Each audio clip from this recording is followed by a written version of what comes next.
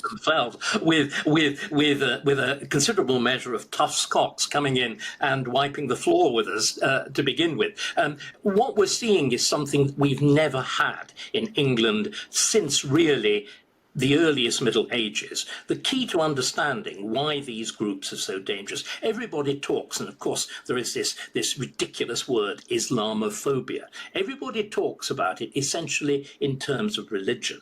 I think there's something else which is much more of a key. What we've now got in Britain are... So a great deal of ethnic identity uses religious terminology because it's much more socially acceptable to have a religious identity as opposed to a strong ethnic identity. So many people, for example, who are white nationalists or Arab nationalists, right, will wrap themselves in religion instead of race. Actual tribes. And a tribe isn't a group of individuals. English law is there to deal with a group of individuals, but it's not a group of individuals.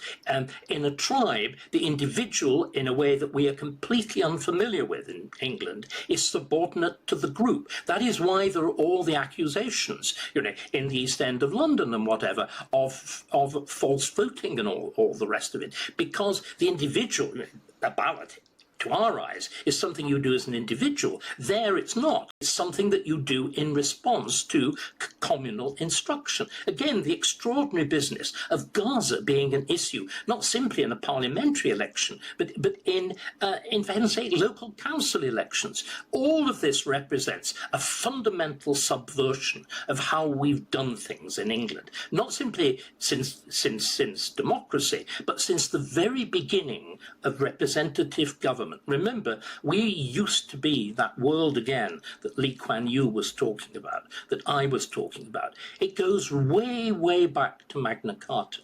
It goes way, way back to the 12th, the 13th, and the 14th centuries. And it involves this notion of the governed having the right to participate in government.